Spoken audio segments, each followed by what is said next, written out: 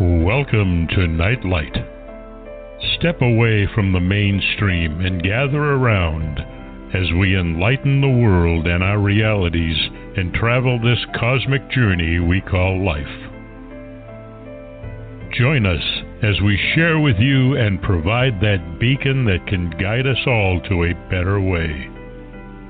Explore with us as we examine a metaphysical montage of spiritual insights, covering everything from the mundane to the magical, UFOs to unicorns, and everything in between. This is a time of awakening, of sharing and evolving, of spreading our wings and soaring on the cosmic breath of creation.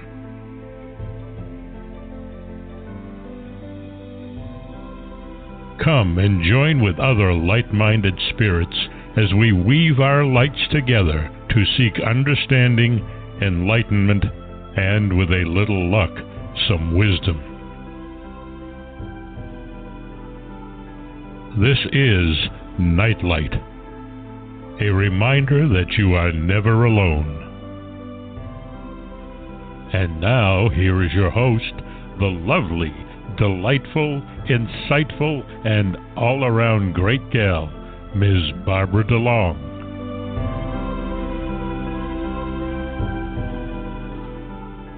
I have to thank Ken Quiet Hawk for that wonderful intro.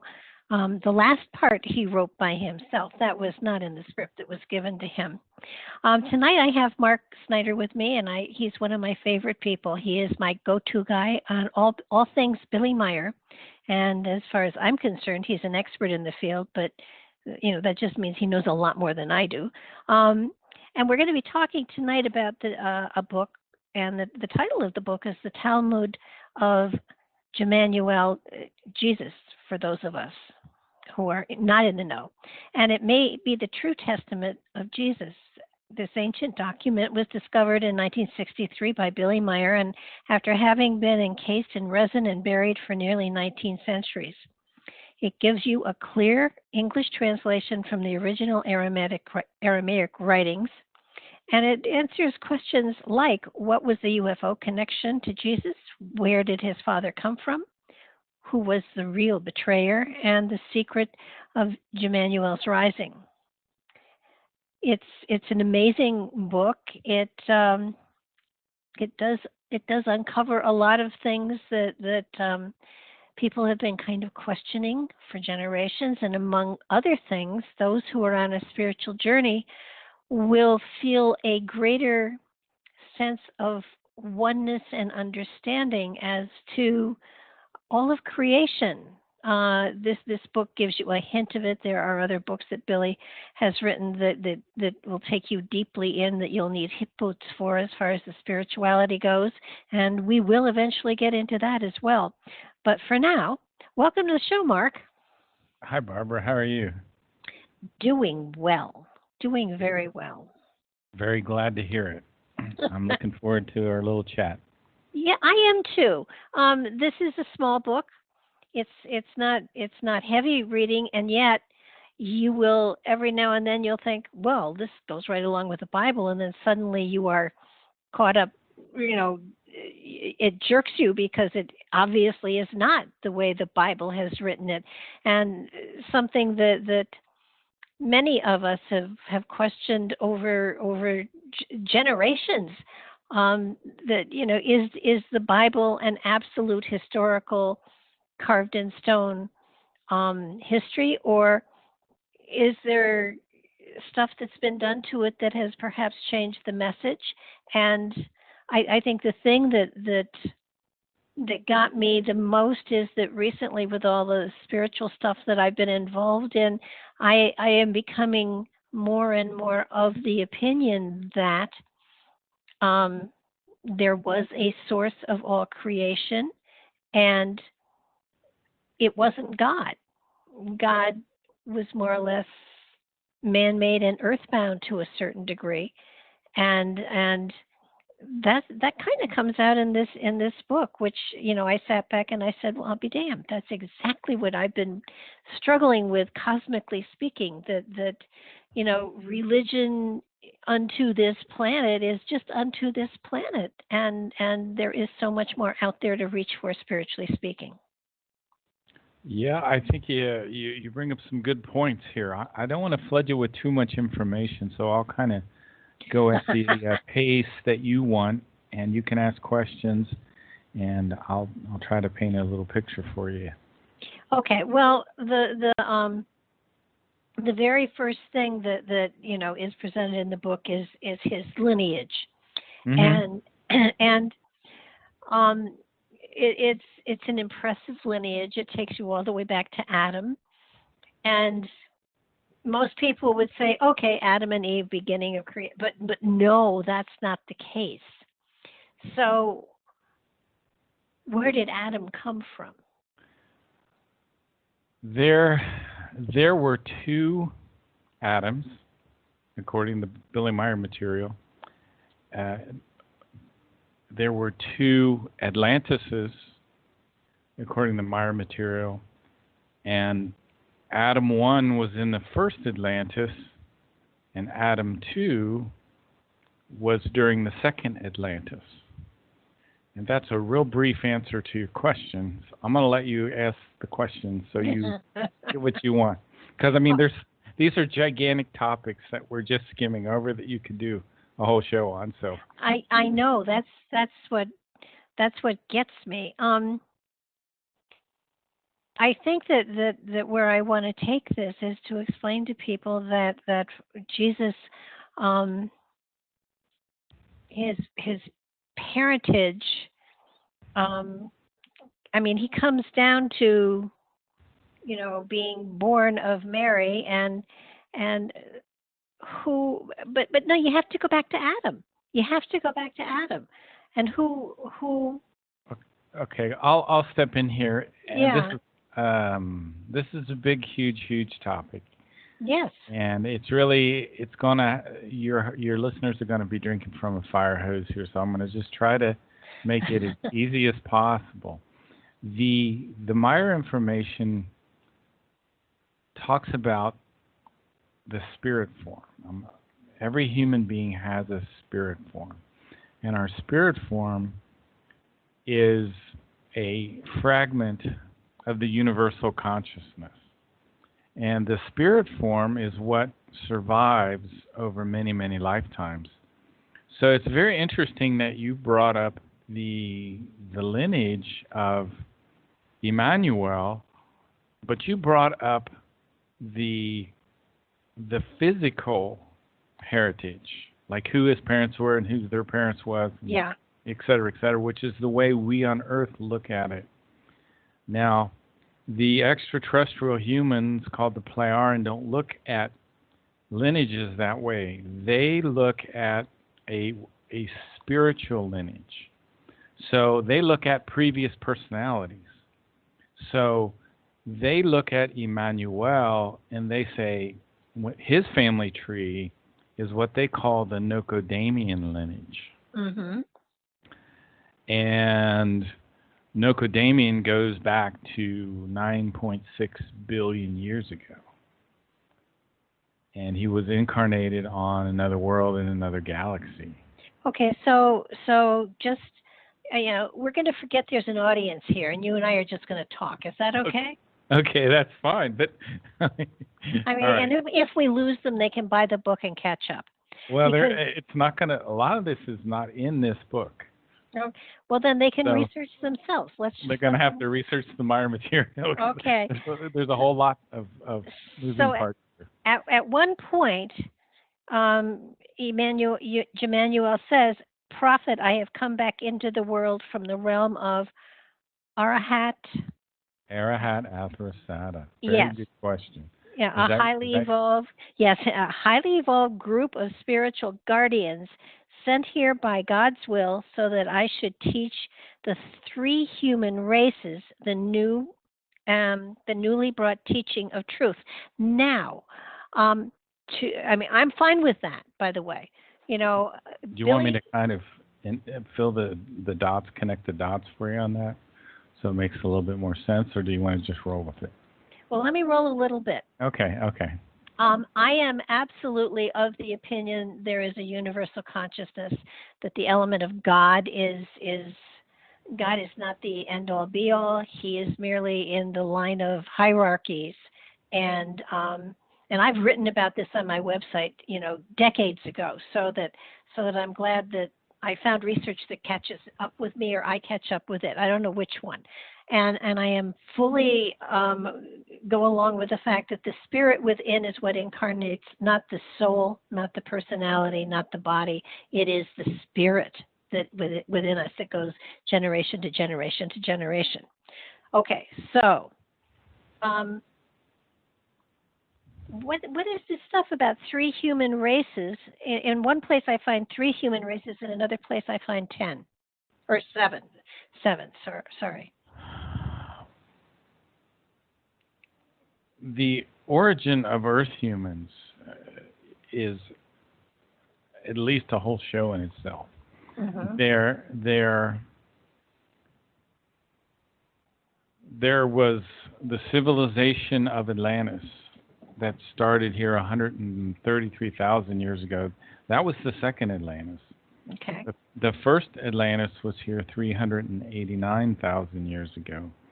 There was a civilization from a man named Pelagon, who was here 150,000 years ago. The first Atlantis, I believe, was 389,000 years ago, if I remember correctly. So, and then we also had an influx of people that looked Asian, that came from the other side of the galaxy, and that happened about 26,000 years ago. There was a group that came here from the Sirius system, which first settled on Mars and then settled on Malona. Malona was destroyed and Mars got thrown out of its orbit. The survivors came to the Earth, and their spirit forms, some of the other spirit forms also came to the Earth. So there's the whole story of the origin of humanity on the Earth is just outrageously big topic that we could spend 3 shows on. So I was going to take us down a little slightly different path. I mean, we can come back to your question. Okay. I think it's a good question. Okay. But it's just so massive. That's what I'm saying. It's just, that's the challenge here. So you talked about the term God. Yes. Okay. And this is one thing I think it's absolutely important that we talk about this. Absolutely. The Maya information, and this is going to sound weird to you and probably your listeners a whole lot. This is a very bad translation that we're looking at today, and this is one of the problems with the translation. Wherever you see the word God, you should see the word Ishwish. Okay. Ishwish is a title, much like professor or doctor.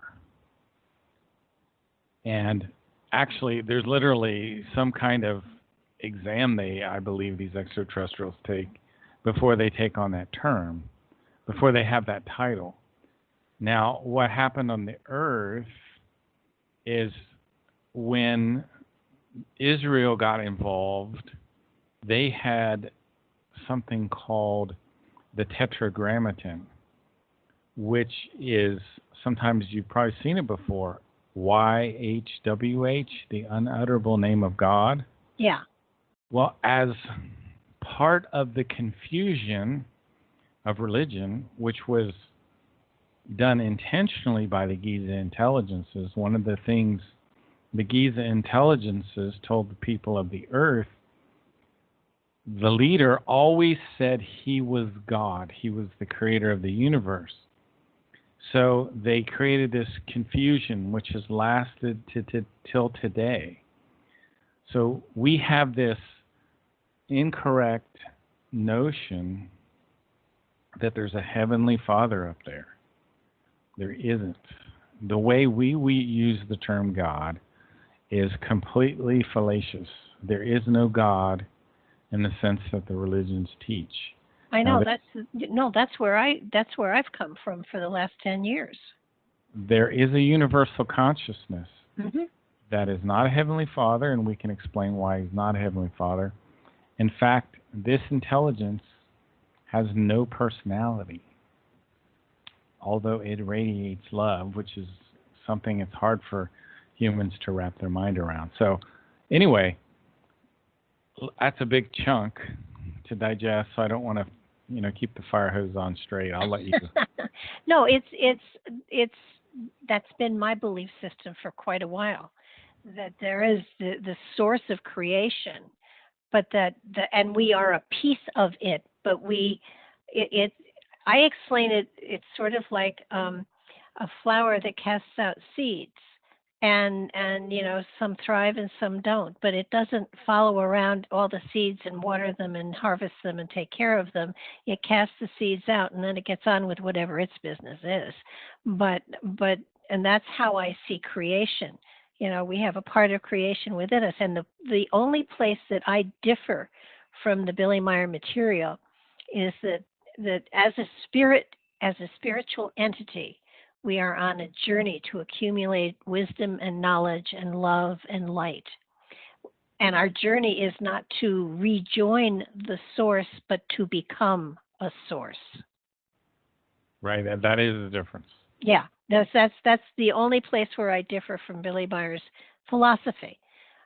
He may come around to my way of thinking. You never know. You better straighten him out. I say give him a call. Get him on the phone. Straighten his ass out quick. Yeah. Send me his number. I'll call him. Right. But the material that we've got here with the Talmud. Talmud, is that the correct pronunciation? I think that's close enough for me. Okay, of Jmmanuel. Now, this material does differ from what is in the Bible, and it differs greatly in his frustration with not being able to get his message across to even his disciples. Mm-hmm. And that, to me, I found fascinating.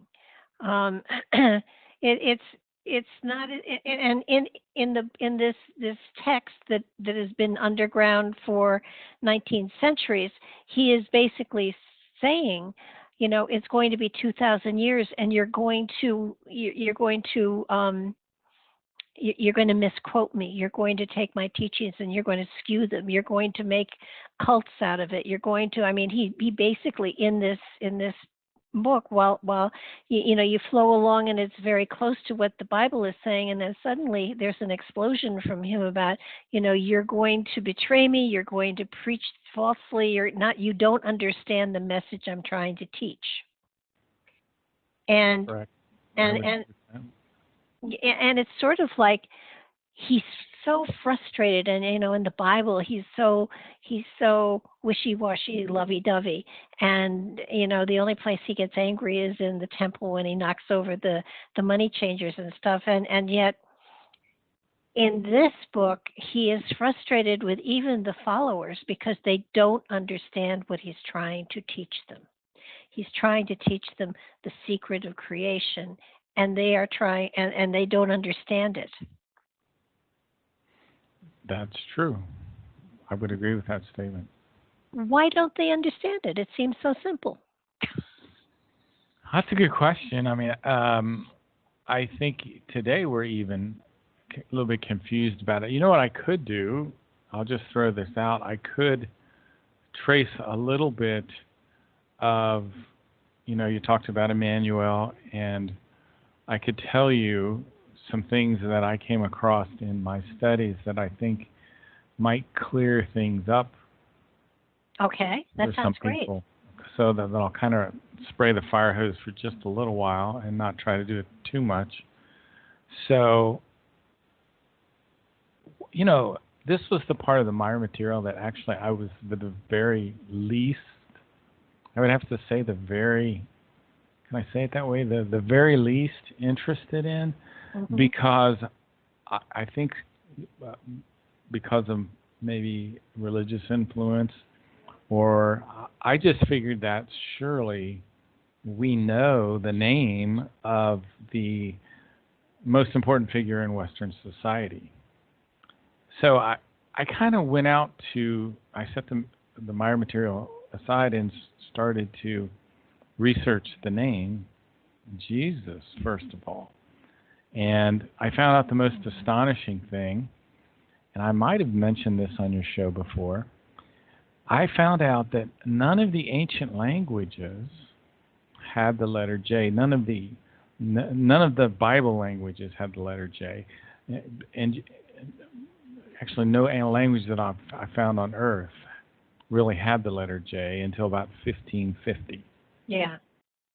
So if you look at the Greek, if you look at the Hebrew, if you look at the Aramaic, there is no letter J. For example, in the Greek, we have an alpha, and it has a corresponding letter in English, A. We have a beta, and its the corresponding is B, and a gamma, and its corresponding is G. And we have an iota, and the corresponding is I in English. Well, there was no J in Greek. Now, Greek was what the New Testament was written in. It mostly Koine Greek, but some Doric Greek and some other kinds of Greek. And I'm not really a Greek expert, but I did enough research to realize that his name originally could never have been Jesus, because none of the languages, the Aramaic, the Hebrew, the Greek, had the letter J. Now, today, the Maya people always use the letter J before the name. If you see the name Jmmanuel in the Bible, and you do see it in there, it'll always be with an E, because they had no way to translate initially the letter J. But the Lyrian had the letter J. So this was, for me, and people think differently, and I think a lot sometimes differently than other people. But this was rock solid evidence that he was never called Jesus Christ, because he could not have been Jesus Christ, because their language didn't support that. And I also got lucky enough to find a 1611 version of the King James Bible. Guess what? He's not called Jesus in the 1611 version of the King James Bible, and he was not called Jesus in a Gutenberg Bible. The Gutenberg Bible was the first mass-produced movable type Bible, and it was first printed around 1455. So what'd they call him? Well, in the first King James, in the first true 1611 King James, they either spelled his name IESVS or IESUS. Jesus, yeah. Yeah, they pronounced it Jesus or Jesus. They never called him Jesus because they had no way to call him Jesus. They didn't have that. Same with John and James. They were renamed at some point. And somebody, wow. Yes, if you look in a 1611 King James, John will be IOHN. James will be IAMES. The book of Job is the book of IOB. Anyway, not only did they change the text, they changed the name of these people. And to me, was even more audacious to have the audacity to literally change the names of these people, which to me is absurd. And I come from the background of the Bible being the literal words of God. Yeah. So this was a huge, huge breakthrough to me. And before that time, I really kind of avoided this particular part of the Maya material. And we can go through the Council of Nicaea and all that if you're interested. I think it's pretty interesting. But well, it is. I mean, they even took out all of the inferences to reincarnation, which I think are very important. Of course. In the Council of Nicaea. I just, I look at this work and I think something that I have thought for a very long time, that the Bible, while it is a wonderful collection, that the Bible was created to give the ignorant a foundation, though they couldn't read it, but to create a religion, literally, around a philosophy to control people. And it just, I mean, and the Israelis in the Talmud are not the chosen people. They are not. I mean, they aren't the favorites at all. As a matter of fact, they're the ones that get the worst treatment. You're going to be killed. You're going to lose your country. You're going to. I mean, he speaks against the Jewish with great vehemence, which surprised me. I think the Meyer material says that it was Jmmanuel's brother Jacob and Paul that kind of changed a whole lot of this, and which kind of invented the religion of Christianity. Well, and I think Judas Iscariot is not the traitor in this information. He was a very loyal follower, and he's the one that was the scribe that wrote everything down. And there was a guy named Judah I. Harriet, which stole the scrolls and then started to create the New Testament as we know it today. Anyway, that's what the Meyer material says. Now, just to be neutral as possible, the original scroll for the Talmud was destroyed. To me, the whole topic, and again, I think differently than other people. To me, the whole story of Jmmanuel and the whole book and everything is just depressing to me, because we don't have this scroll anymore because the Mossad burned it. They destroyed it when they burnt Isa Rashid's house. Well, yeah, and I think that's important to note that this material, when it was discovered, was so controversial that there were many attempts on, Billy's life and the man who actually discovered it. He and his family were all killed. They were machine gunned to death by the Mossad. And he managed to just send what he had translated, which he had kind of translated very poorly because he didn't know these concepts that we've been talking about. So Billy then, years later, got back, and what I'm really interested in the new Jmmanuel Talmud is there's a whole section, it's about 100 pages long, where Billy talks about all of this in the terms, and I think that would be very interesting. But I just haven't gotten around to it. I think subconsciously, I just avoid this because it's a subject of cognitive dissonance internally, because think about 2,000 years of wrong teaching and wrong understanding have come about because of that. It's just staggering the damage that's been done. And the man who did the translation was killed. His family was killed. The rock hard proof was burned. And then all of the romanticism about the New Testament now that exists, and people are taught to be submissive their whole lives. Mm-hmm. And they're not taught self-responsibility. They're taught to be sheep, and that's exactly the terminology that's used. So it's just, the whole thing, I guess, is just difficult. Well, though, from one perspective, in my way of looking at the world. It is, and yet, what I like about the title of my show, Nightlight, it provides a flicker of light in darkness. And to be honest with you, the concept of religion, the concept of control with religion, to me is starting to it's starting to lose. And this is all religions. This is not just one particular. People are beginning to wake up to the fact that they have all the power within them.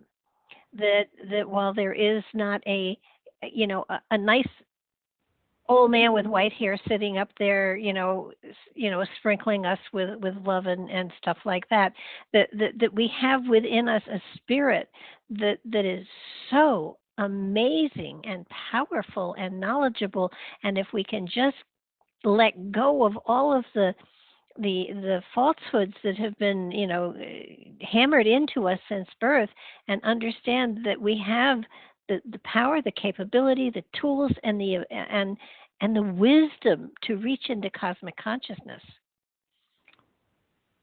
Do you think it would be a good time to talk about the Giza Intelligences, or do you want to steer clear of that whole area? No, we can do that. I'm fine. Listen, any conversation with you is amazing. Go with it. Okay, I'll turn the fire hose back on just a little bit. And generally, archaeologists, people like Brian Forrester and these other people that are doing serious work on history now, they all generally agree in one thing, that about 12,500 years ago, there was this great catastrophe that occurred on the earth. And the Maya information says that there was this great war between Atlantis and Lemuria, and the Atlanteans struck first, and they basically destroyed Lemuria. They melted the city that was above the ground. There were two cities underground, Agartha Alpha and Agartha Beta. They were connected by underground tunnels. I don't know how much of that was destroyed, possibly all of it. But enough of the Lemurians survived, not many. But some of the scientists went out into our asteroid belt, and they pulled back an asteroid. They affixed electromagnetic drive to it, and also some kind of nuclear-powered drive.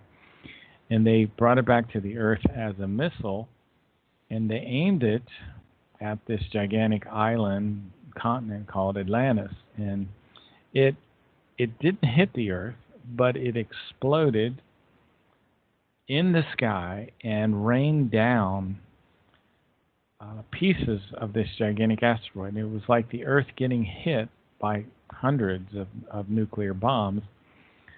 Two of the large pieces of this asteroid went like two giant fists into the Atlantic Ocean. They hit the crust of the Earth. They tilted the Earth on its axis. And that's why we have our seasons now. Before that, the Earth was amazing. It was like this incredible, it was like a garden planet everywhere. It was wonderful.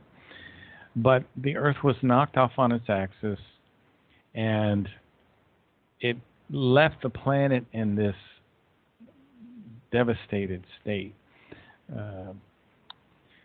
The people that survived went back to the most basic form of living, and after, 2 or 3 or 4 or 5 generations, they lost all their technology, they lost all their knowledge, and they were just barely surviving. It took about 700 years or so until the people got back on their feet again. And the extraterrestrials came again. And these were not benevolent extraterrestrials. These were an offshoot of the Pleiaren. And the Pleiarans call them the Giza Intelligences. They can be traced all the way back to Eris the Barbarian, who was the guy that got the whole war started. Oh, yeah. Eris was a king of wisdom, an Ishwish. He would have that term that is incorrectly translated God. Well, if we start back, I won't go through the whole story. It's too long, but I'll take you back to 3,320 years ago. And these Giza Intelligences had started this whole ruling the earth thing. And Jihave was the guy's name. He screamed for blood. He screamed for revenge. He was the god he was a king of wisdom, an Ishwish. Now we'll talk more about where these guys went off because wisdom's kind of a misnomer a little bit. He was a megalomaniac like his father, Jehovah. He proclaimed himself as the creator, and he caused terrible devastation among the races here on Earth. There were 3 human races, I guess, at this time. He was addicted to his power, and he had 3 sons. Jehav had 3 sons, Arasane, Ptah, and Solomon. Arasane wanted to take over the power from his father, and he finally murdered his father. And his 2 brothers fought against him, Ptah and Solomon. They fought against him, and they drove Arasane off. But Arasane came back with 72,000 followers, and they went secretly, returned to the earth with his army. Arasane did, in the land of Egypt, into these old cubical constructions that were some 73,000 years old. This was deep in the interior of the earth, deep below the pyramids. They established themselves securely, and they converted these rooms and constructions into this center for their wicked purposes. They had a very large spacecraft they got down there. I don't know if these ships can go right into the earth or not. They may have that ability. There were smaller ships in there as well. And that's where the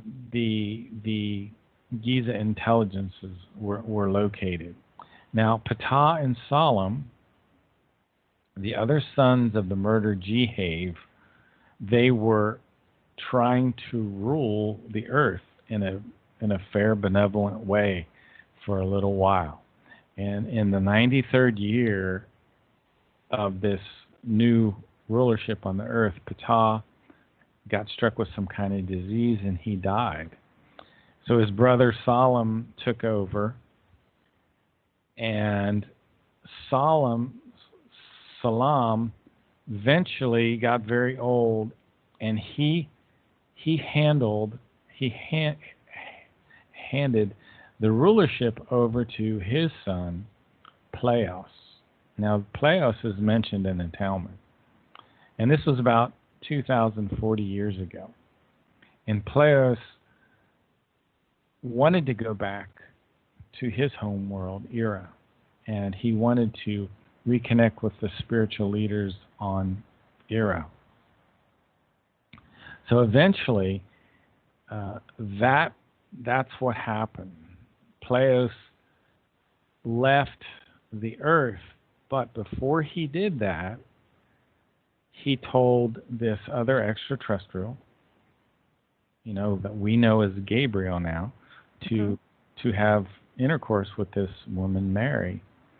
And then this spirit that they knew about this spirit named Nocodamian, and because he had incarnated on the earth as Enoch.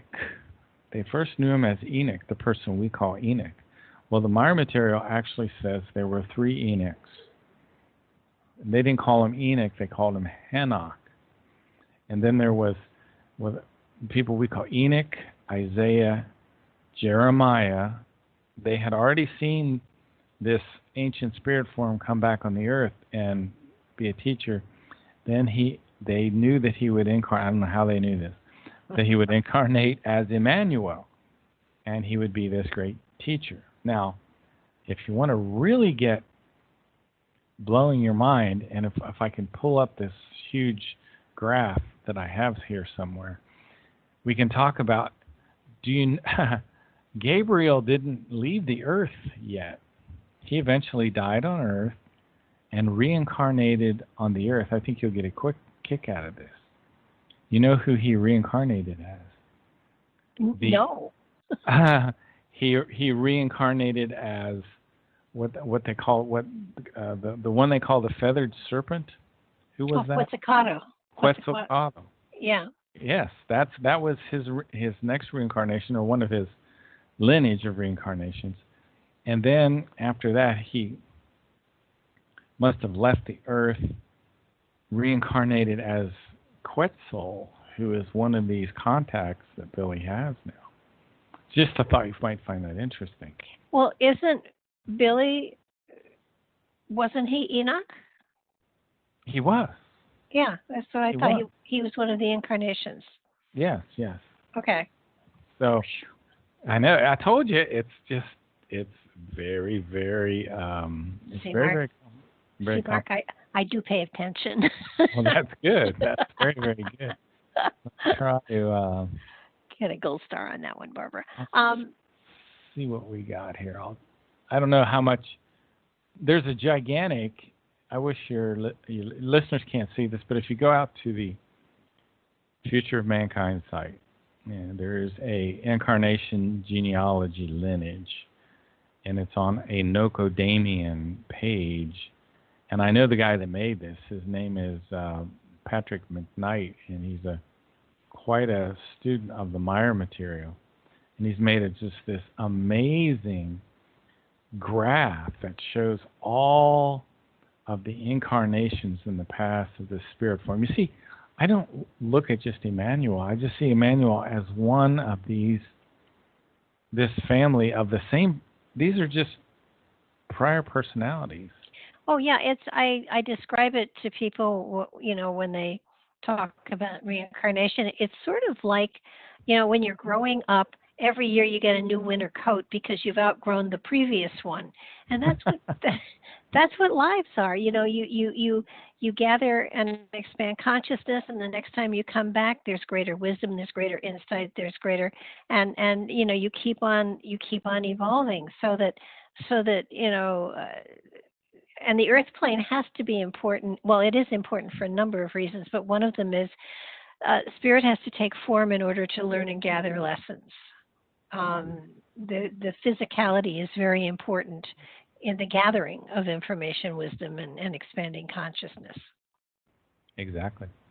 So that you have to have these physical lifetimes in order to really pay your dues, actually. But what I find so sad is people don't understand that. People don't understand that. I think the biggest lesson that we're here for is to gather information for the spirit within us, for it to evolve and grow. And people don't understand that. They take this lifetime as a one-shot deal, and it's not. Well, and I think that was done intentionally, of course, by religion, right? Oh yeah. Oh, absolutely. And then you got to, you have information like this where it is boring, but it's probably closer to the truth than what has been put out there over the last 2,000 years. But in one place, and I went back and looked for it, and I can't find it. The material said something about only 2 of the disciples were able to read, and then Jesus, and they didn't mention the guy that was the tax collector, and you would think he'd have to be able to read to be a tax collector, wouldn't you? Who knows? You'd think so. Yeah, he wasn't one of the ones they said was able to read, which confused me slightly. But then I don't know if I mentioned this. This is a good way to kind of take all the romantic kind of notions out of this time period. Just remember, these people didn't have toilets. No. No, they didn't. And it was worse. They didn't have toilet paper either. No. Well, the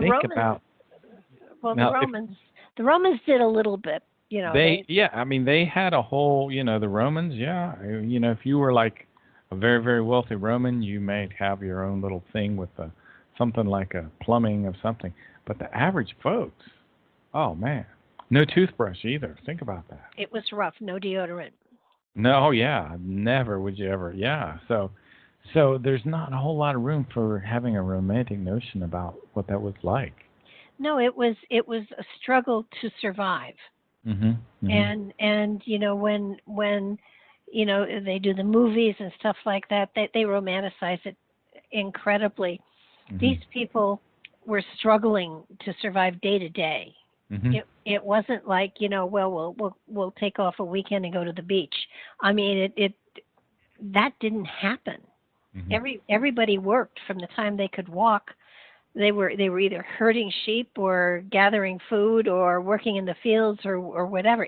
And in that particular part of the country, it was rougher than even other parts.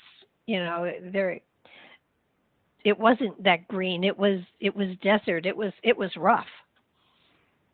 So let me throw some of these incarnations at you. I'll go kind of quickly, and we can talk about them more in depth if you want. 9.6 billion years ago was Nocodamian.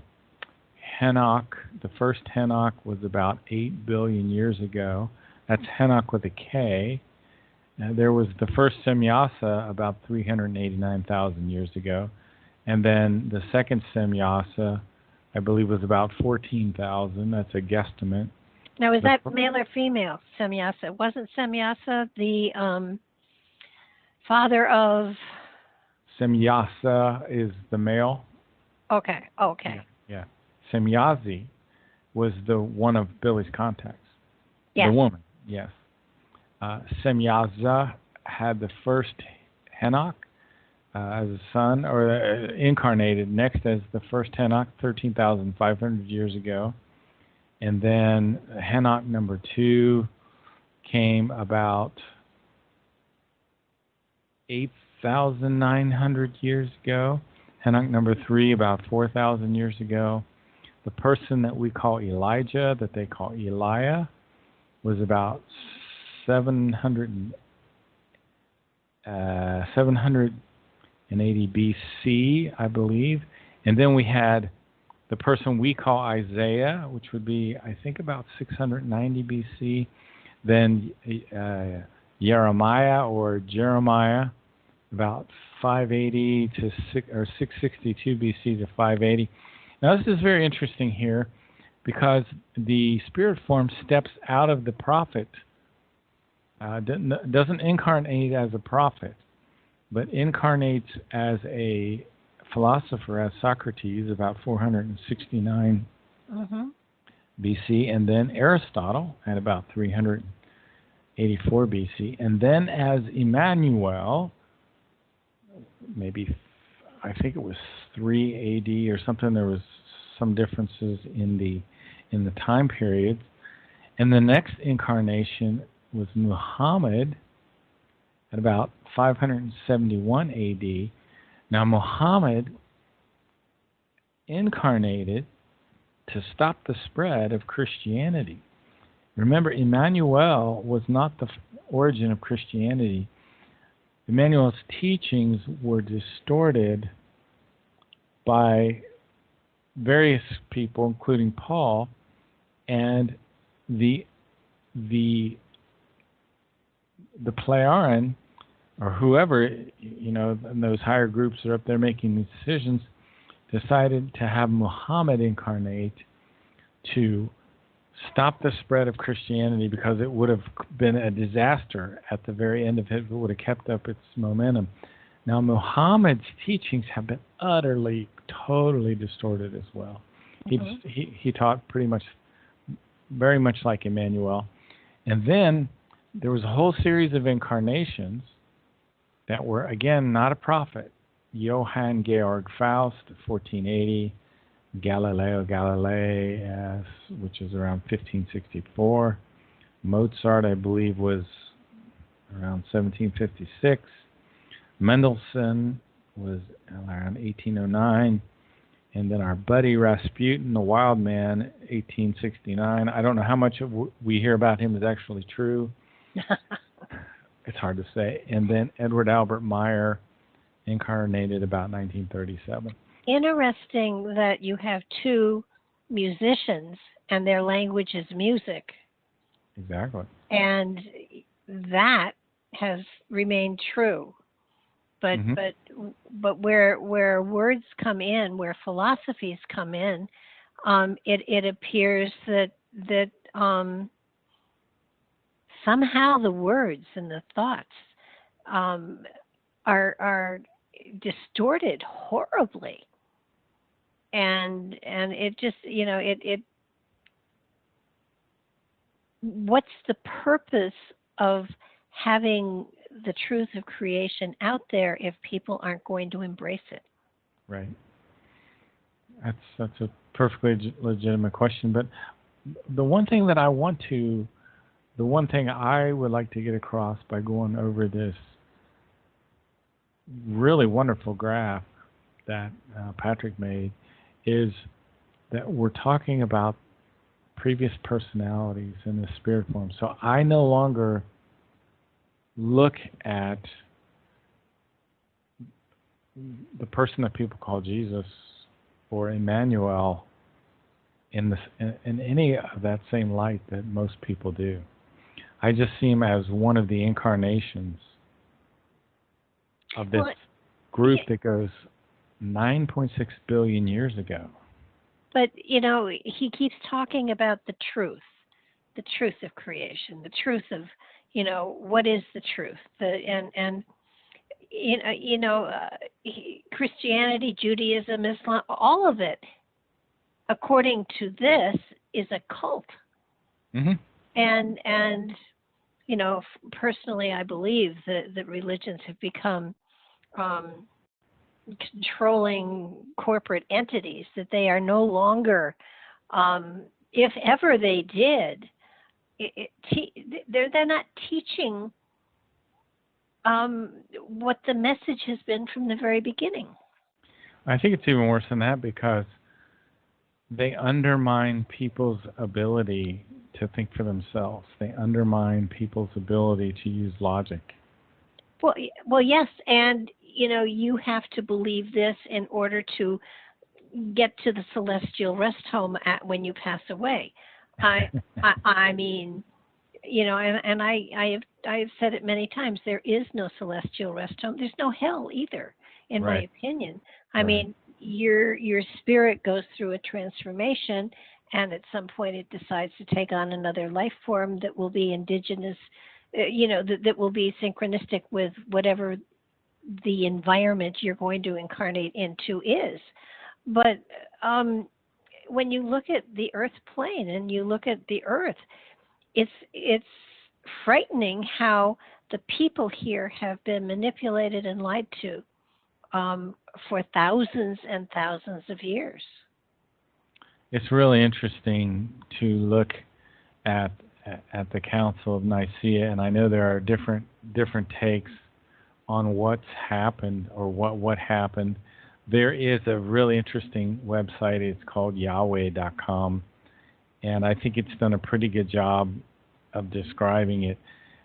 If I'll just run through this quickly. So Constantine, he set up the first Council of Nicaea. Most of the people in Rome at this time, they worshipped Apollo or Zeus. Mm-hmm.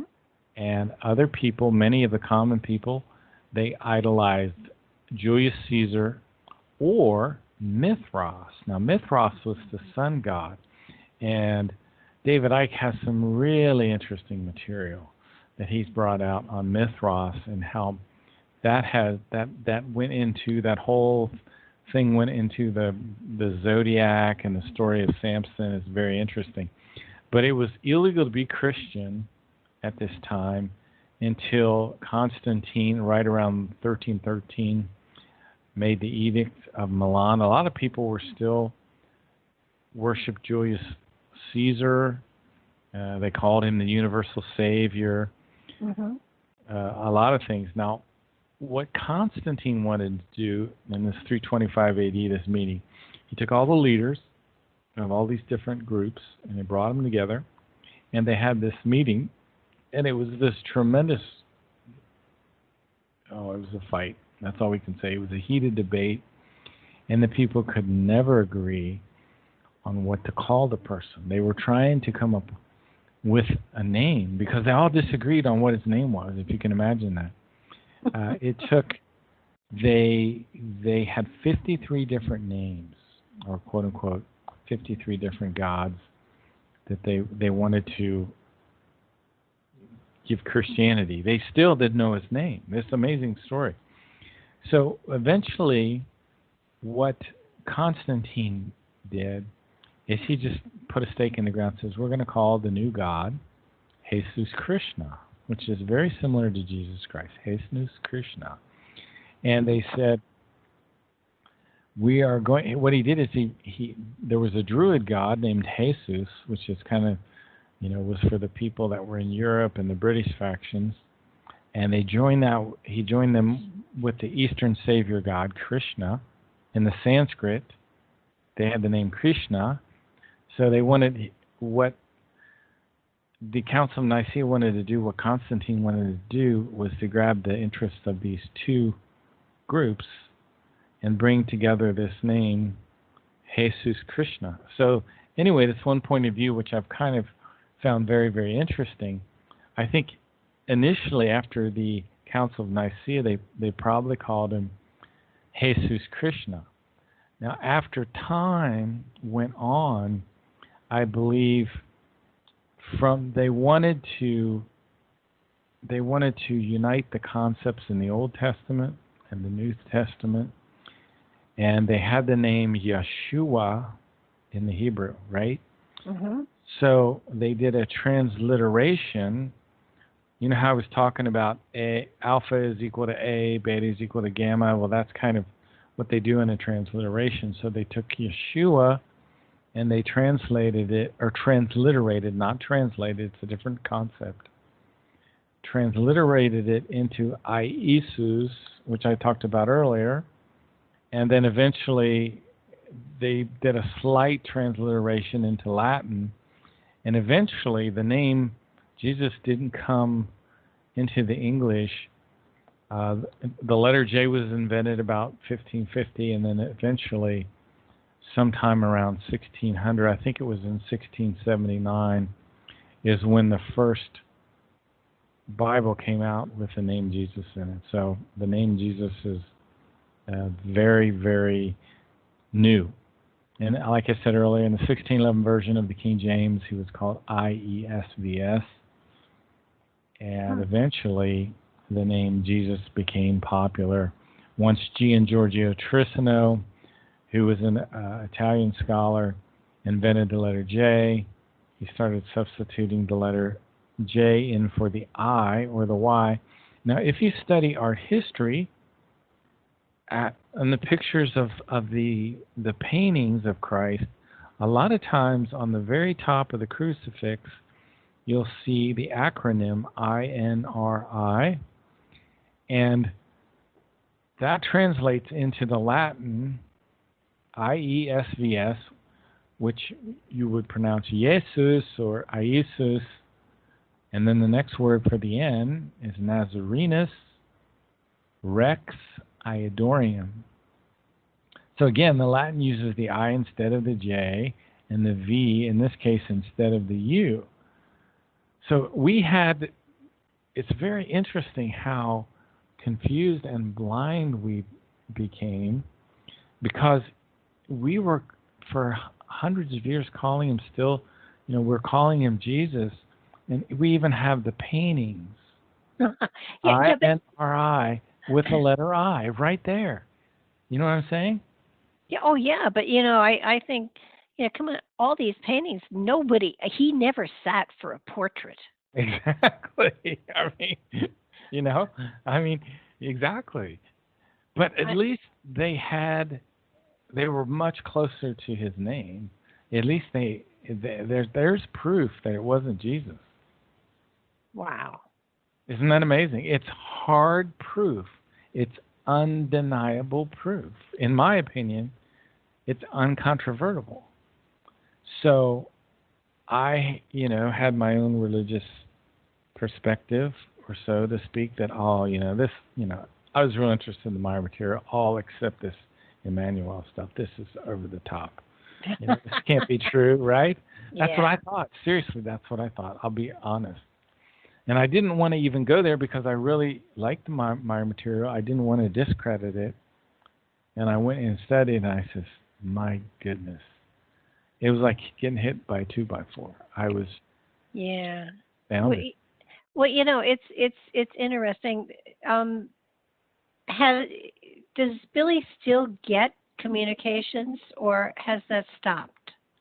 He has contacts. He has physical contacts. He doesn't get much telepathic. Only telepathic stuff he usually gets is before physical contact. Now they do not. At one time, they would literally enter into the Semyase Silver Star Center there in Hinterschmidruti, but they don't do that anymore.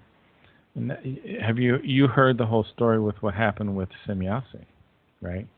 She died. Well, she didn't die, but she came very close to dying. Yeah. Well, yeah. She was touched, I think. Is that what it was? No, Billy and her were talking in a room, as they did sometimes. I guess she had transported down or whatever. And Jacobus, who's still one of the people there, walked in on them, and she fell and hit her head, and eventually was beamed back to her ship. I think she had barely enough consciousness left to beam herself back to the ship, and then she lost consciousness again. And eventually, she was taken back to Era, and then had to be eventually then taken from Era to the Tao universe. There's a group of extraterrestrials there that are, I guess, more advanced than the Plejaren, and they helped with starting to restore this whole process. It'll take about 70 years for her to get over the brain damage that occurred. Wow. Yeah, so that's ended those contacts. That occurred right around 76, 77. I'd have to look it up in my notes. Haven't the all the alien races left the planet, and they left in the 90s, or they left? According to the Maya material, they left, except for craft which appear around the Earth at times, observing. They left. All of them left around 1995. There are some discs, they call them telemeter discs, that are in various places around the planet. Michael Horn has a very, very interesting story to tell about one of these telemeter discs. When I think he was in Brazil for whatever reason, and he had one of these telemeter discs come right down. He was standing on a balcony, and it came right down, almost close enough for him to touch. Aren't they sort of like drones? Yeah, they're like drones, yeah. And they're just here observing us. But there were about 2,800 extraterrestrials on the Earth until about 1995. They had bases in Switzerland, bases in North America, and bases in Asia. They were from the Plejaren system, the Lyrian system, nearby star systems. But in 1995, something that happened, which they haven't told us yet what it is, caused them all to leave. And yeah, that's where we are now. They do talk about ships observing us. A friend of mine, Daniel Cooper, when he was in Switzerland, took some pictures of this multicolored ship that was observing. It was there in Switzerland, and I think the race of these people are called the Druin, D-R-U, some, I forget how they're spelled exactly. And he's got a whole series of pictures, of really amazing pictures that he took, and Billy talked about who these people were. But as far as contacts, as far as landing on the Earth and things like that, they don't come here anymore. Now, I can only speculate. Some of this may be due to some of the Star Wars stuff we have up there. I don't know. Might be related to Fukushima. They knew that Fukushima was definitely going to happen. I'm just speculating. I really don't know. It feels to me as though they're getting out of the way for us to either destroy ourselves or come to our senses. because it does feel as though since that time frame, things have escalated all over the place, and I really think that as a species, it's make or break. Now, I'm not saying that the mothership is going to come and collect us all or anything like that, but it does feel as though we have been left to ourselves to either work it out or not. And we could be at one of those mass destruction moments in time where we could be blowing each other up and starting from scratch again. Yeah, that's so true. One of these recent articles from the FIGU group, one of their bulletins talked about 2020 and some more additional breakdown. I'd have to look. It's somewhere in my notes here. I got a whole website with this stuff on it. But around 2020 is the next major event that has to do with the breakup of our government.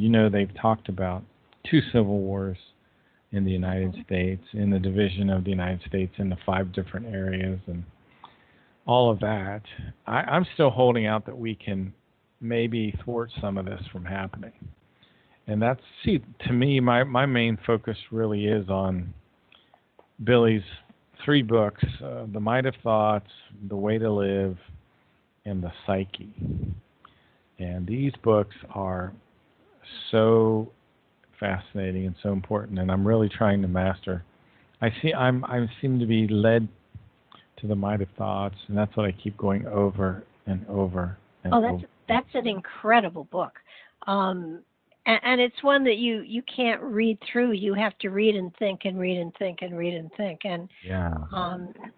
I do want to make sure that people know that your website is www.exopoliticsohio.us. Yes, very good. I'm impressed. And you can listen to me on Blog Talk. Just Google Ohio Exopolitics. We're on Blog Talk now. We're on Player FM. We're on TuneIn.com. There's a whole website. And YouTube, my buddy has put up. That's putting everything on YouTube. And there's another place called Podbean where you can get Ohio Exopolitics. Okay. I'm going to have to pause, talk a little bit. I can talk a lot a bit. One of the things that the Meyer information talks about are creational natural laws. And one of these creational natural laws is the law of harmony. And there's a bipolar structure to everything that exists, the positive and the negative. Well, one of the things that we have to do, or we're called to do, is to maintain harmony in our thinking. And one of the ways that we do this is to constantly look inward. See, the spirit form, one of the things that Semyase told Billy is your spirit form will tell you if your thinking is right or wrong, if you learn to pay attention to it. And what I can usually tell is that when my thinking goes wrong, there'll be a feeling associated with that.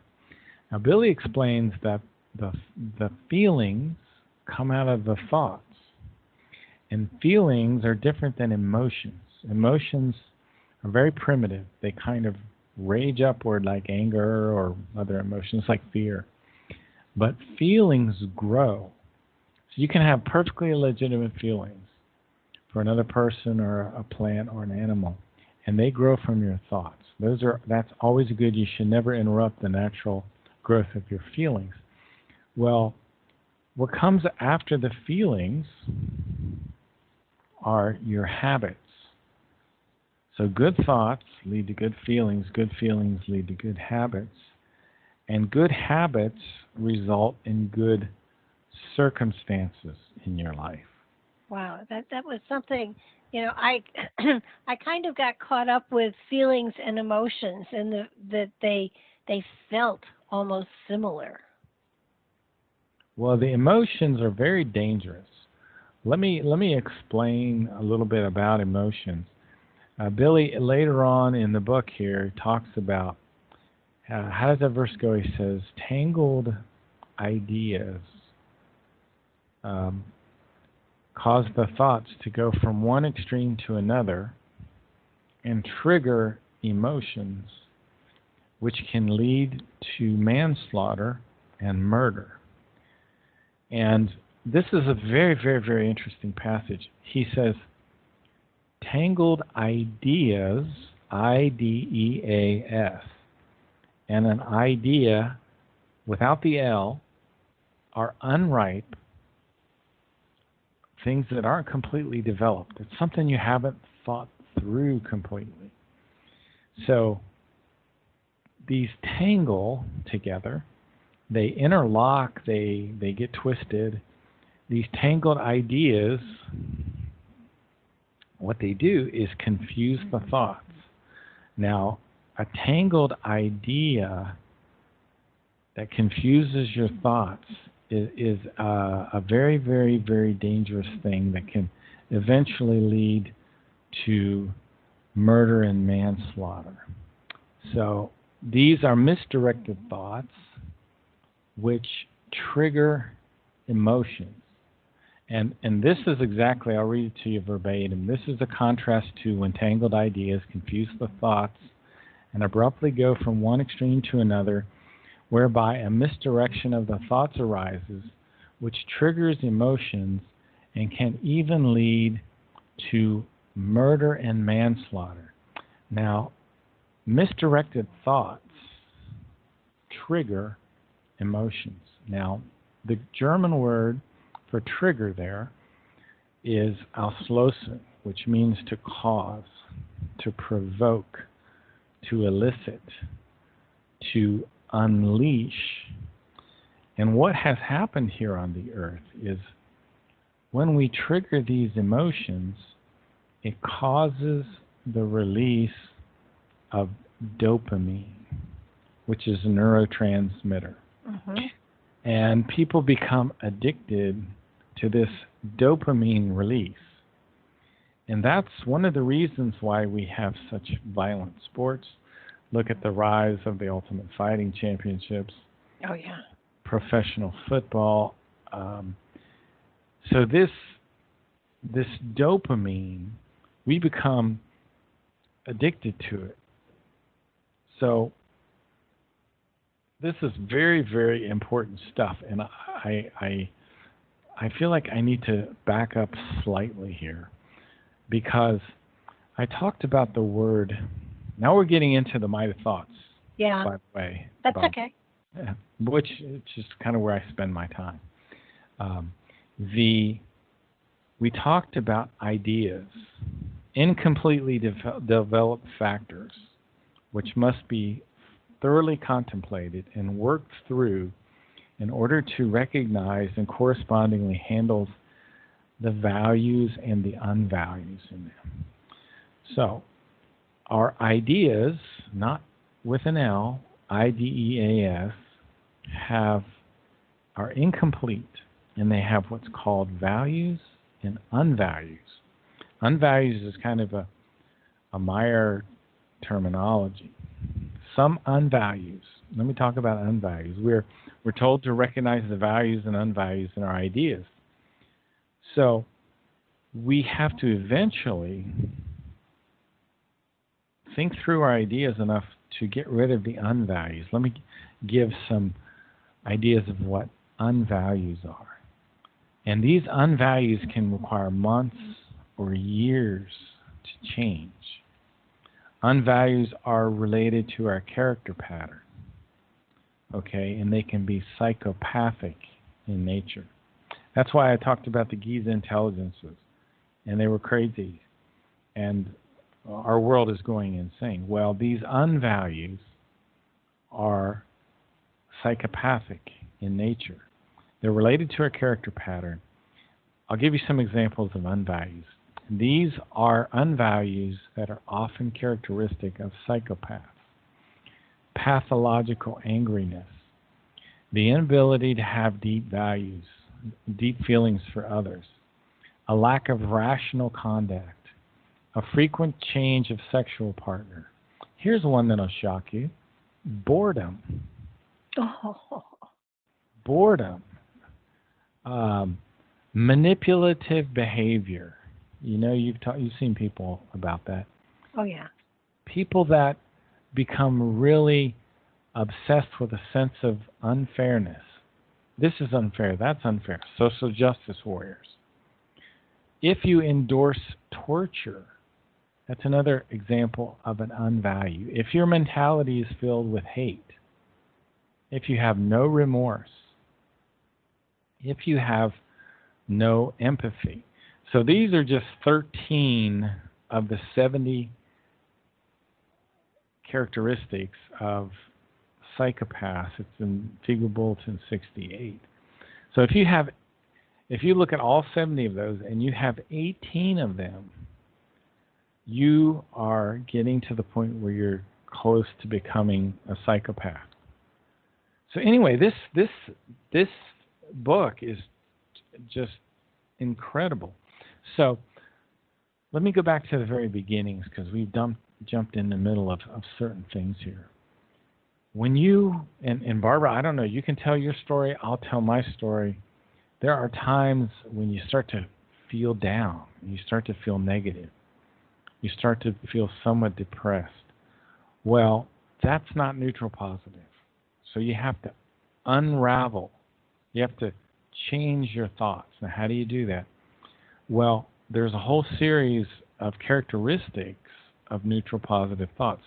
So what you want to tell yourself in the present tense, you want to say, I'm confident, I'm optimistic, I'm relaxed, I'm cheerful, I'm enthusiastic, I'm satisfied, I persevere, I persist, I endure, I am the master of my own destiny, I'm the creator of my own good luck, I do not allow my thoughts to drift, I steer my thoughts.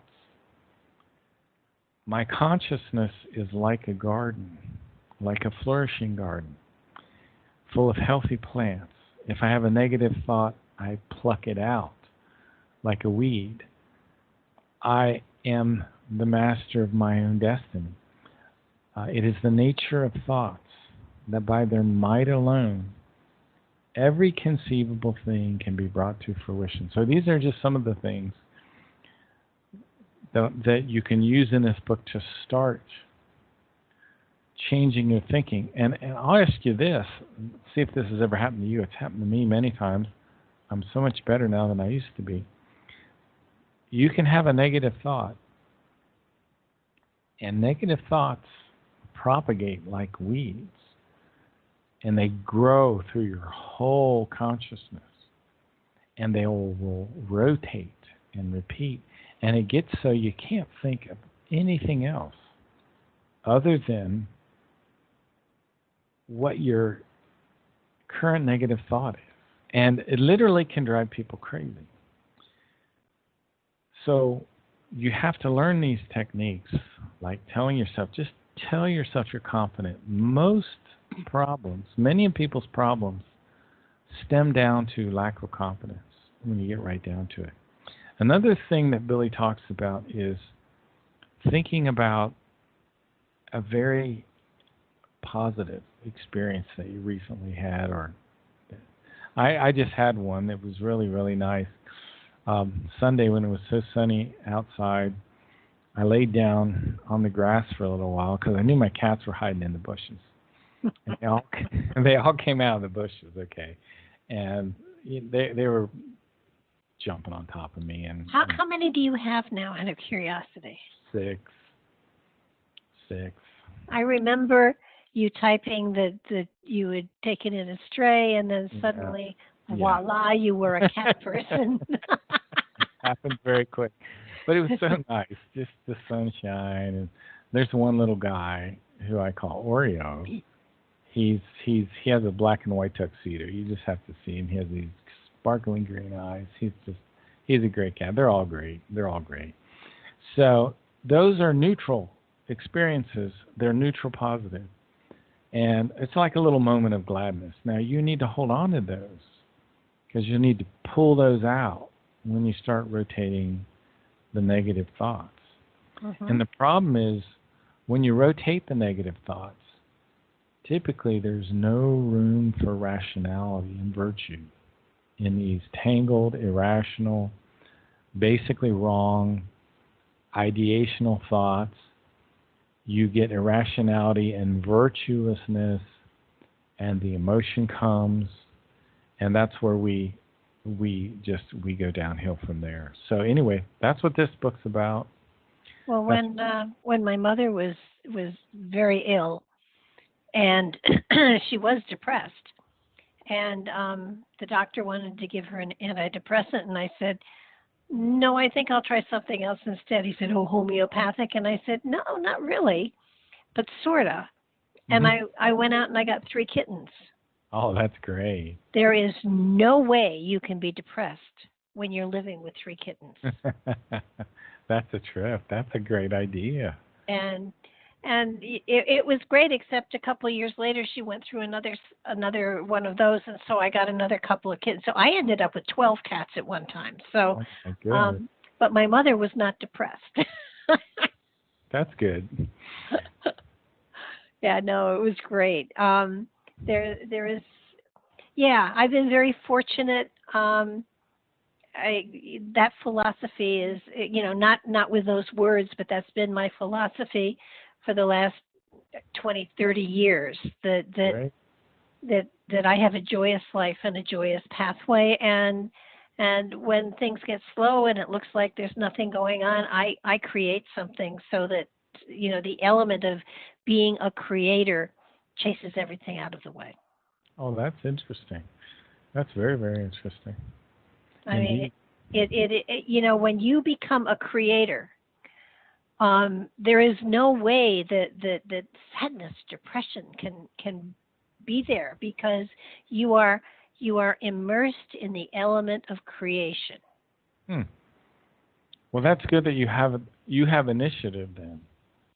Well, come on. I would imagine with your music, same thing. Yeah, as long as I have initiative. Sometimes the initiative goes away when my thoughts are not healthy, and it's good that you have the initiative. You're doing very well. Keep it up. But the Meyer material, I mean, I have to admit, when first we started talking about it, I was very much in the I doubt it stage, and then we did the Who Were the Atlanteans, which was a great show, and then we did a couple of shows on his prophecies, just sort of tagging things that he has hit head on all throughout 20, 30 years, that you have to take him seriously. I mean, his life story is phenomenal. There's no way anybody with his lack of education could write the things that he is writing on his own. I'm telling you, when you read his material, that to me is the most, it's just a slam dunk. I mean, you can open any of these books almost to any place. He has a great book. It's called The Way to Live, Die Art zu Leben in the German, and there's this wonderful, I think it's on page 102, and he talks about one of the other creational natural laws. And one way to tell if you're starting to feel a little negative or a little unbalanced, one of the things that your circumstances may require you to do is to strive. There's a creational natural law called striving, and it says, let me read just about a paragraph here, and then we can talk about it. Striving creates the life right up to the being. Striving means delectation. Delectation is like enjoyment in a form which is always fulfilling and progressive. And this is what you were just saying. Get up and create something, right? That's striving. Yeah. To be without striving means unwillingness and affliction. Affliction is inhibited striving and inhibited life, but inhibited striving and inhibited life bring evolution.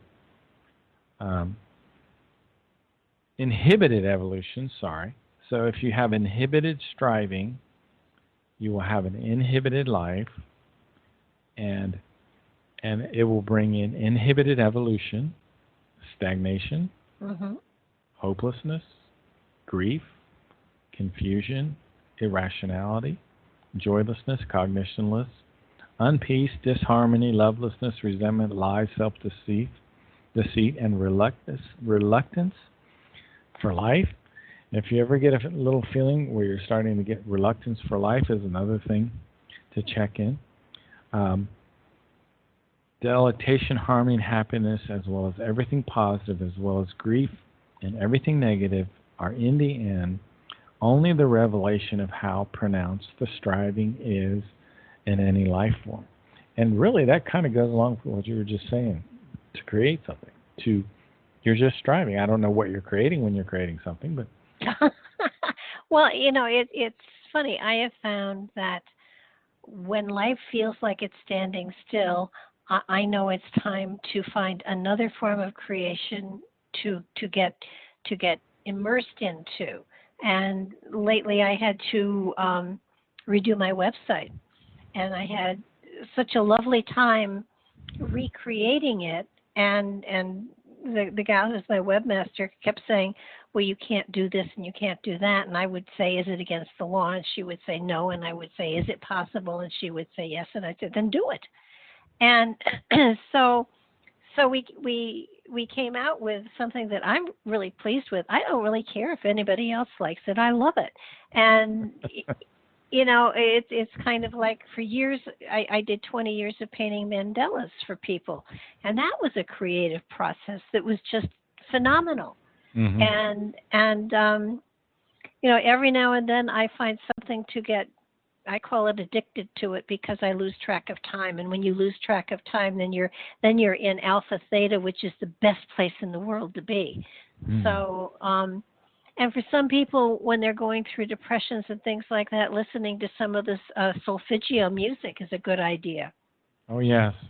There's even a device now you can buy that will help you to block electromagnetic waves. I had someone send me one, the lady that kind of leads the study in Colorado about the Maya material, orders these from Austria, because we're bombarded with electromagnetic waves, and they're coming out with this whole 5G thing, which is going to bombard us even more.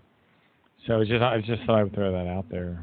Yeah, I mean, there are so many tools out there to use, and when I discover one of the tools, you can be pretty sure that it's not leading edge. It's just about to become an antique. But the solfeggio music has been around for centuries, and it's similar to Gregorian chants at all? Well, some of them were in that. What they do is you listen to the music. It's tonal music, and you listen with a headset on because it's different for each ear.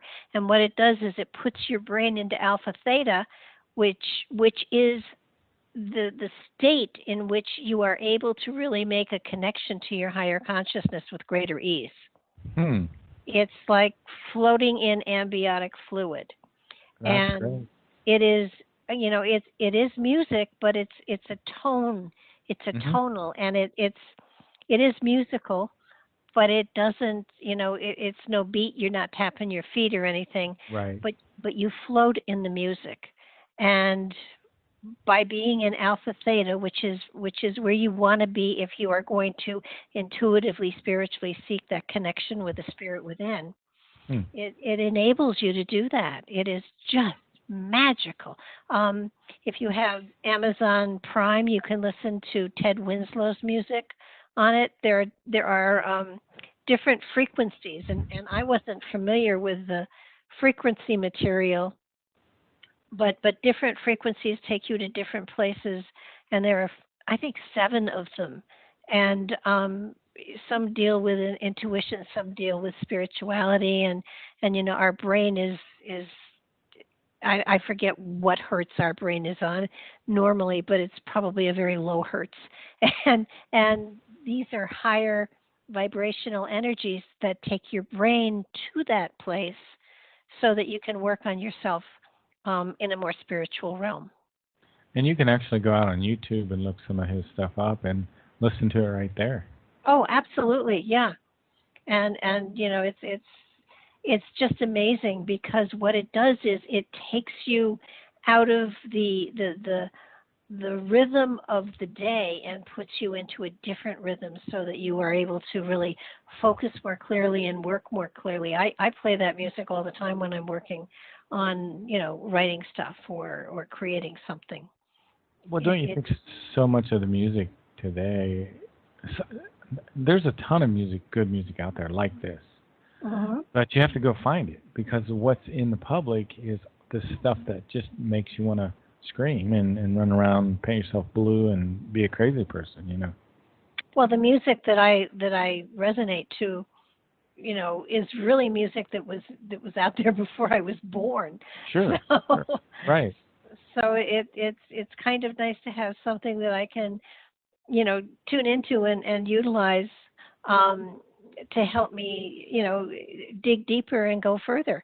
It really is amazing. And another thing with the spiritual material you're talking about, when you can get immersed in it, among other things, it gives you more energy and you live longer. Mm-hmm. Because you're taking yourself out of a rhythm that is not healthy and putting yourself into a rhythm that is healthy, and it energizes, it stretches you, you grow, and when you're growing and learning, the spirit keeps going. Indeed. There's a German term, Lebenskraft, which is life force. And one of the passages in the Might of Thought says, therefore it is necessary to search for the power of the life force and to develop the power in order to have a reliable life potential on which one can depend, and therefore in which one can completely trust. So yeah, I would say you listening to that music that you found, which I'm going to listen to as well, is Ted Winslow's Solfeggio, would be one of the things that would develop your Lebenskraft or your life power, because it, that good music like that, it almost forces you to think in a healthy way. Oh, absolutely. And what's cool is, and I can only speak with Ted Winslow, because I did a show with him, but he uses, he did? Yeah, he uses I'd like singing. to talk to him. I'll send you his information. He uses singing bowls. Really? I love those. Yeah. He uses binaural sounds. He uses all sorts of different modalities, and it's beautiful, beautiful harmonic. Have you heard the latest kind of? There's this music, I think they call it grunge or something. When I go lift weights in the gym, it's like sounds like someone running a jackhammer and someone being murdered, and there's just all the screaming and violence. It's horrible. No. You haven't heard that yet. It's good. You haven't. What's interesting though is I've got 2 casinos that are right by me. I'm in Connecticut. Oh my. And I went and I visited both of them with my sister and brother-in-law a couple of years ago. Oh, and I kept saying to them, "Do you hear the sound that's being played?" And they said no. And I just said, "But there's a harmonic, there's a tonal, something going on constantly." They couldn't hear it. And I think what it was utilizing this solfeggio type of frequency to lull people into almost sleep. Kind of, almost, just to get them almost hypnotized with what they were doing, so they wouldn't move forward. Now the solfeggio music really, it's Soulfiggio, solfeggio, and it was first used in the Gregorian chanting. Yeah. But they have identified certain different frequencies that can be utilized for healing, for intuition, for spiritual, and there are certain frequencies that can be utilized for those different things. And it's amazing. The album that I listen to the most is his Sovereignty one. which is the highest frequency I think that he does. It just sounds good to me, and I like it. But it's not something that has a beginning and has an end. It's just it's there, and it's just amazing. I'll send you his information because his stuff is phenomenal. Oh yeah, it sounds great. Thanks for sharing that. That sounds very healthy. A lot of times I'll listen to the Gregorian chants, particularly like if I'm just wanting to mellow out a lot. It sounds very similar. The music sounds very similar, I think. It's definitely a mellow out type of thing. Mm-hmm. I think sometimes I use it because if I'm doing something that I'm charged up about and I'm really excited about, and I just I stop, I have to sort of come down off the ceiling in order to be able to go to sleep at night. Mm-hmm. And this music does that for me. It actually, I think they had a study of some sort that if you listen to 6 to 15 minutes of it, it's the equivalent of meditating for half an hour to an hour. Wow. So it puts your brain in that place. Now, depending on what you want to do with it, they say absolutely don't listen to it while you're driving the car. Because that could be dangerous. Sure. But but it also reminds me a little bit about, I don't know if you remember, super learning. They had super learning that had to do with certain music, and Vivaldi's Four Seasons was that it was called super learning. They found that when you listen to stuff that had that same, I think it had to be frequency, that you were able to learn faster and retain material more. And I found I taught special education for 25 years, and I would have that music playing quietly in the background in my classroom, and I had primarily Down syndrome children. I found that their ability to retain and to utilize information had to be 50% greater when the music was on than when the music was not on. Wow.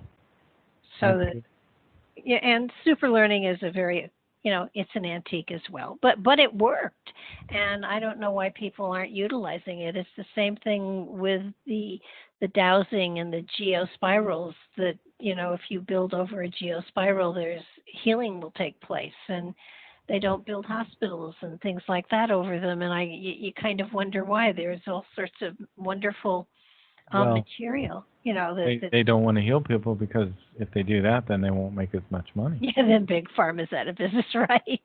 It's true. It's terribly true. It's unfortunate. Yeah, it is. It is very sad. But while this may not be the best book of Billy's to read, it's a good one to read. And I, from what Mark said, the newer edition of it is probably better than the edition that I have read. Well, I tell you one thing, and this is very interesting. From what I understand from the Meyer material and what other people have said, this is the book that reaches most people. Well, I can understand why, because we've all been schooled in certain things, and I mean, like I said, it goes along with the Bible to a degree, but it gives you a different take on it. And certainly the thing that I got out of it the most was his frustration with the disciples, not understanding what he was trying to teach them. I mean, he literally said, you're all going to, take my teachings and you're going to warp them and you're going to teach them falsely. And that's exactly what happened with even Peter in the Talmud of Jmmanuel, he basically says, I won't build my church on you. And in the Bible, it says, thou art Peter, and upon you will I build my church. Yeah. To be honest with you, I am fairly certain, positive, sure that this individual, this man who was a great spirit, had no intention of creating a church. Oh yeah. He would have nothing to do with Christianity if he was here. Well, or Judaism, or in that sense, you could kind of argue that he kind of is here.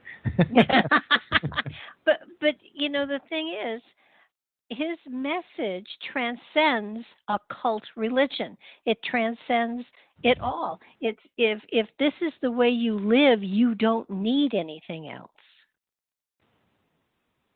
And I don't think, while his message, you wonder, I mean, is Billy the last incarnation for this spirit, or will Billy come back again?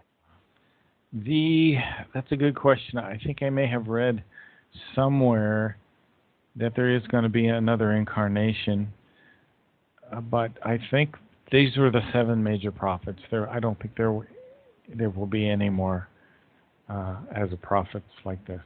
Well, I don't think that even, while I would agree with you that Billy is a prophet, I would say that it doesn't feel to me as though, he really takes on that guise. Mm-hmm.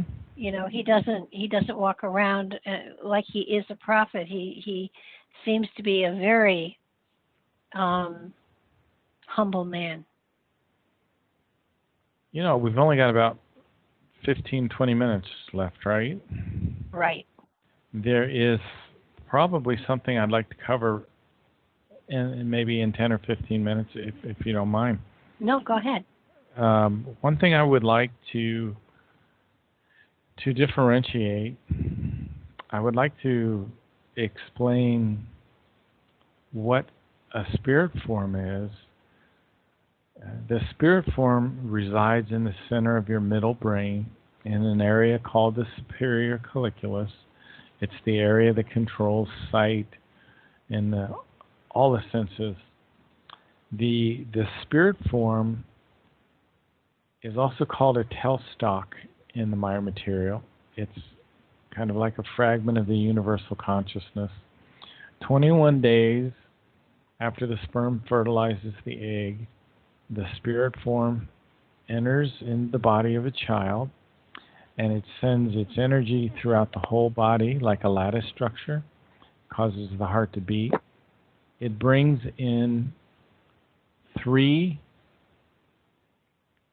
minds, you could say, 3 different kinds of consciousness: your unconscious mind, your subconscious mind, and your conscious mind. And it brings in a new personality. Now, in the subconscious are programmed all of the essences of what you've learned in your previous lives. All your consciousness forms, like your confidence and your cheerfulness and your logic and your sense of fairness and your sense of duty and your sense of responsibility, and all these evolutive values are stored in your subconscious. So when the spirit form comes in, the spiritual consciousness is at the level it left off, and all the evolution of all of those previous personalities. Mm-hmm. Now, the spirit form on the earth is typically about 4.5 million years old. Now, if you were one of the people that came here during the time of Atlantis or the time of Pelagon or in these other civilizations, and you came here on a ship, your spirit form could be as old as 8 million years or as old as 12 million years. Now, you have what's called the psyche. The psyche controls the thoughts and the feelings of the material consciousness. So when the child comes in, its material consciousness it has no age whatsoever. It has no experience whatsoever. So that's why a child has to learn. And it doesn't know how to control its emotions. It doesn't know how to speak. It doesn't know how to walk or anything. But it has this spirit form in it. And this spirit form is going to send it what's called impulses or creational impulses. And these are kind of intuitive hunches that are going to guide it continually. So it's much easier for the material consciousness to evolve quickly back up if the spirit form has more experience. So if the spirit form is new, really new, it's going to make it much more difficult for that material consciousness to evolve. So we also have in our spiritual consciousness something called the Gemut, which controls the thoughts and the feelings of the spiritual consciousness. Now, the spiritual consciousness has thoughts and feelings to a degree, but not like a material consciousness does. The spirit form is mostly focused on recording everything that you do, everything that you think, everything that you, all the impulsations. You have a certain level, a number of impulsations that occur when you're alive. It's recording everything, and it's going to take the entire record of your life into the spirit realm. And that's what happens when you physically die. The spirit form, it leaves the body and it goes into the spirit realm, which is an area around the planet that you die on. So you go into the spirit realm, and there is a storage bank in the other world where the spirit goes through this process of taking everything that you've learned and creating these essences of all of these different characteristics of all the consciousness forms. And your spirit form is absorbing all of these. So all your knowledge, all of your sense of logic, your sense of fairness, it's absorbing. So with each lifetime, the spirit form gets stronger and a little smarter. The spirit form cannot operate the same way your material consciousness does in our current lifetime. We here on the earth are in what's called rational life. There are 7 evolutionary stages that all human races go through, and there are many humans in our galaxy, about 2.6 million civilizations in our galaxy, and they're all human. Humans didn't originate on the earth, and all humans go through these 7 evolutionary steps. Now, here on earth, we have, most people are in what's considered stage 2, which is rational life. But we also have civilizations, small civilizations in isolated areas, which are in what's called primitive life.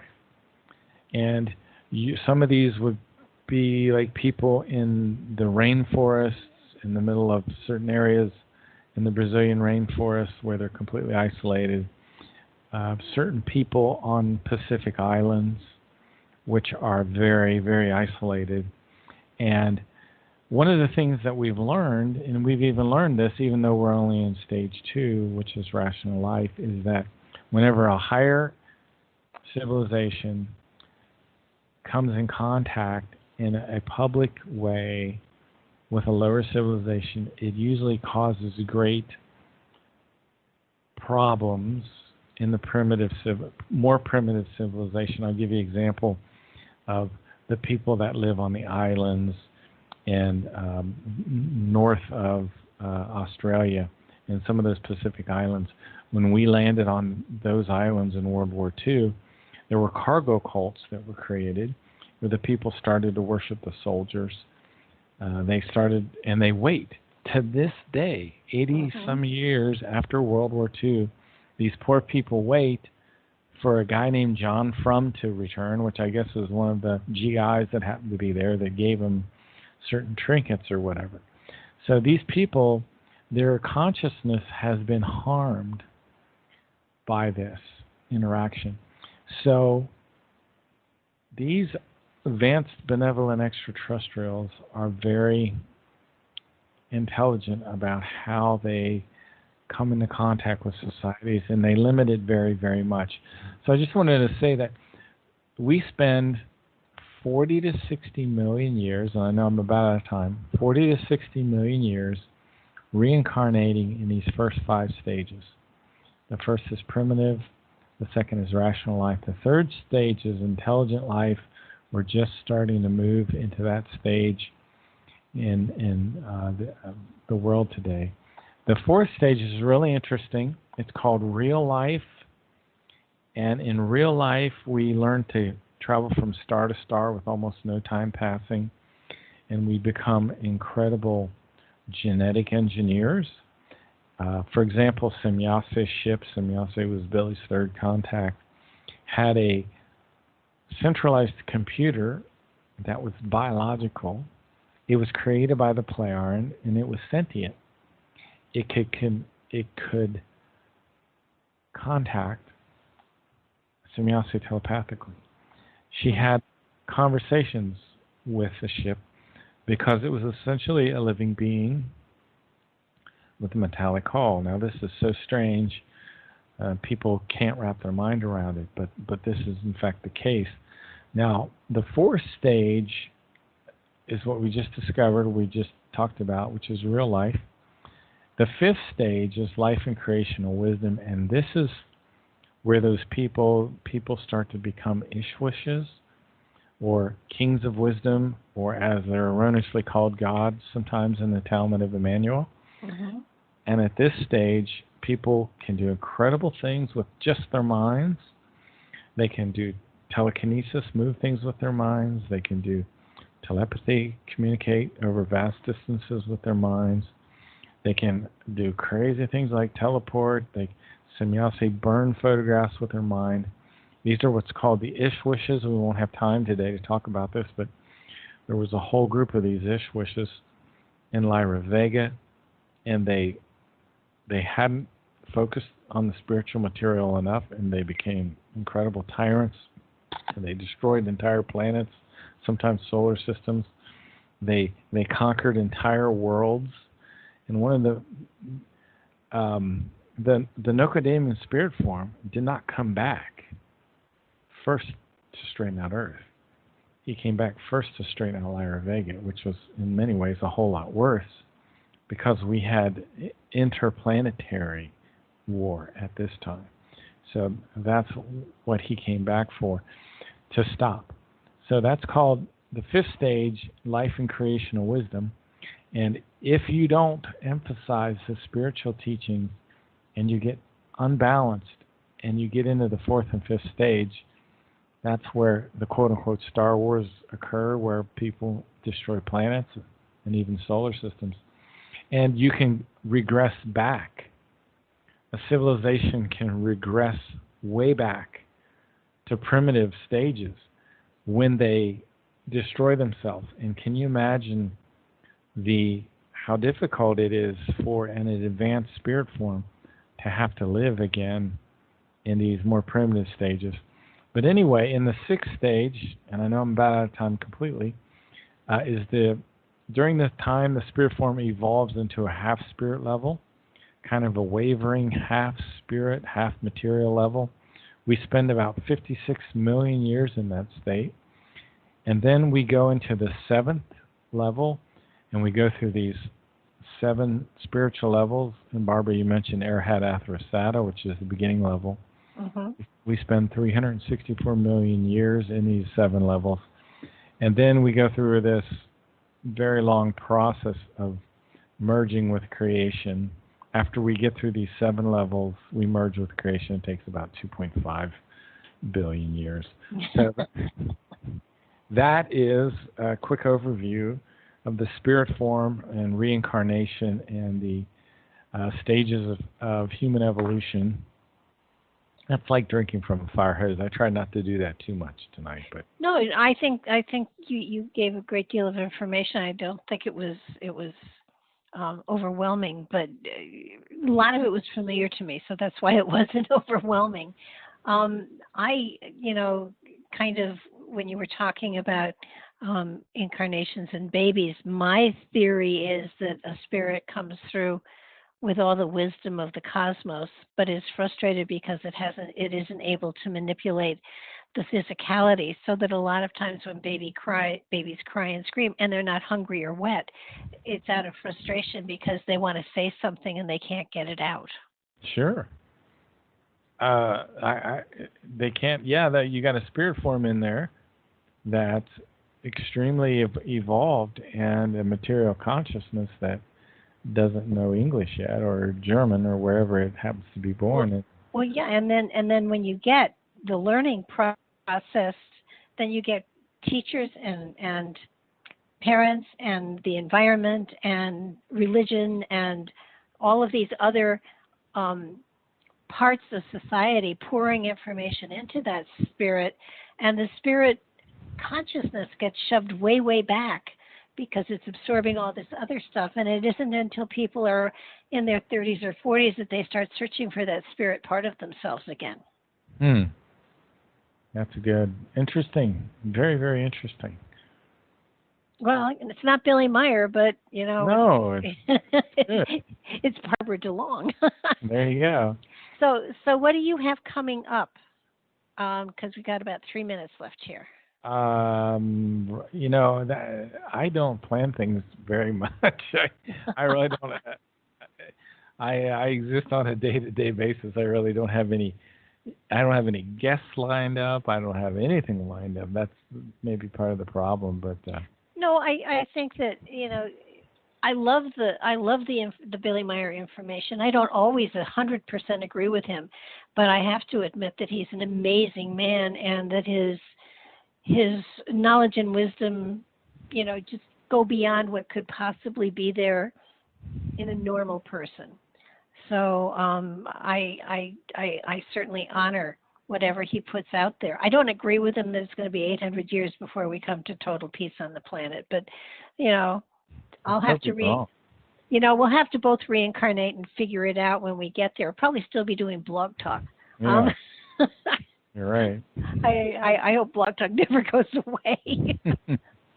But I want to thank you so much. I so appreciate your sharing your wisdom with me and those that are listening, because it's amazing material. And if you go to his website, which is www.exopoliticsohio.us, you'll find he has tons and tons of his podcasts there. And the new website looks fantastic, by the way. Yeah, I was working on mine just like you were. That's interesting. Yeah, no, it was facelift time. Yeah. And all I could think of was, I don't want to do this again. Exactly. Now it's perfect. Yeah, in another 4 or 5 years it won't be, and I'll find other ways of traumatizing everybody. But thanks again, Mark, for being here. I so appreciate your taking your time to help us figure all of this amazing stuff out. My pleasure. Have a good evening. You too now. Bye-bye.